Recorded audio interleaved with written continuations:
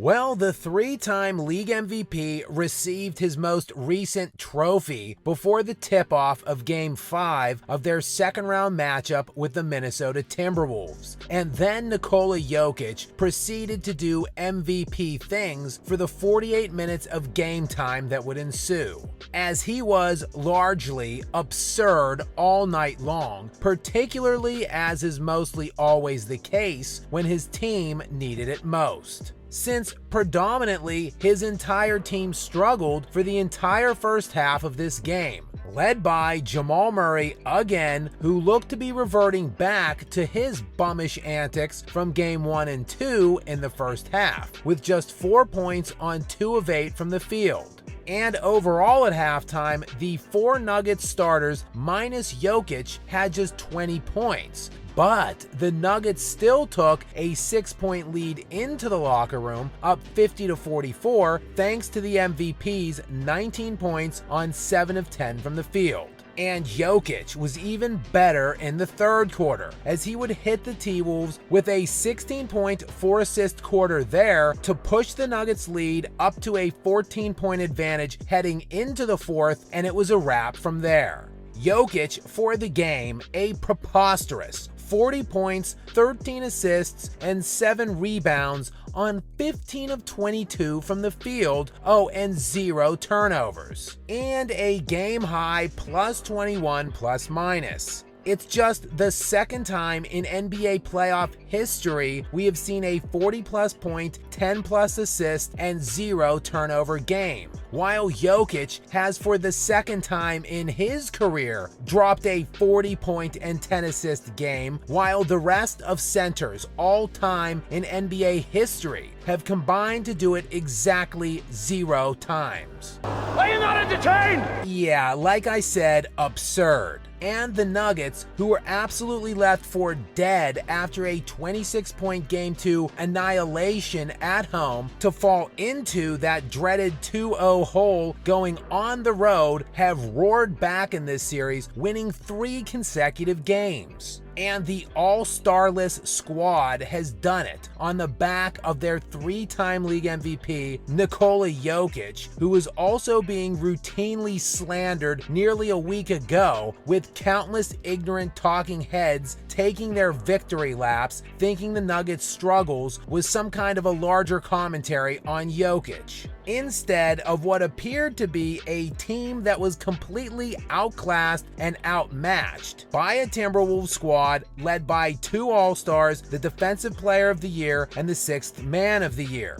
But since getting humiliated in that Game 2 beatdown in Denver, Murray has been very good. He was again last night, bouncing back from his 4-point and 2 of 8 first half to end the game with 16 points on 7 of 14 shooting. There was finally a KCP sighting, with Caldwell Pope coming up with 16 big points on 6 of 8 from the field, while the big story as far as supporting casts go was Aaron Gordon, who was again massive in this game after overcoming early foul trouble and finishing the night with 18 points and 10 rebounds. And Gordon has been the second best player in this series since Game 2. None of these performances, though, are popping off of the page, but that is all Jokic needed. See, he doesn't need a super team. He doesn't need an assortment of all-stars. What he needs is viable performances and contributions from his supporting cast mates, and that is exactly what he has gotten in these last 3 games. And when that happens, they are very difficult to beat. Just ask Minnesota, who hadn't lost 3 straight games all season long until right now.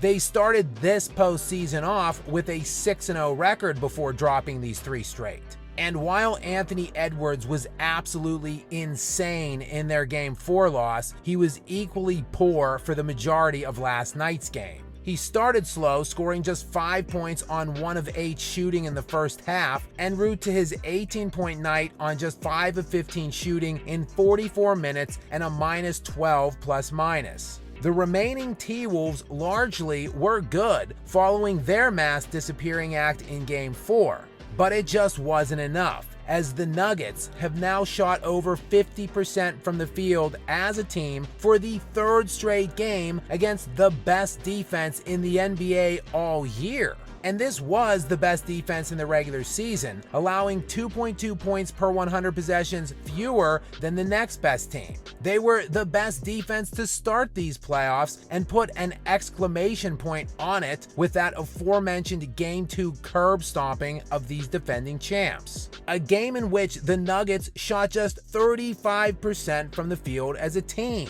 But the 3 ensuing games, all Nuggets wins, have seen the defending champs respond, shooting 54% in Game 3, 57% in Game 4, and then 55% last night. This is as startling and unforeseen a series pivot as we have seen in recent memory. And now, as the series shifts back to Minnesota, this series is still far from over. Although the odds are certainly not with the Wolves at this point, as the winner of Game 5 all-time across all rounds of NBA history when a series is tied 2-2 has gone on ultimately to win that series 82% of the time, sporting a 190-42 record overall. The Nuggets, though, are still going to play with that characteristic desperation they have the last 3 games because they know how damn good this Timberwolves team is. We don't want to quit, and we are still desperate. We still want to win, so we are going to Minnesota to get another one. And as good as they are, and Anthony Edwards is, Nikola Jokic has just reminded all of the haters that no one is better than him right now. And depending on how this playoff run ends for the Denver Nuggets, the list of players all-time above him could also be continuing to shrink even more.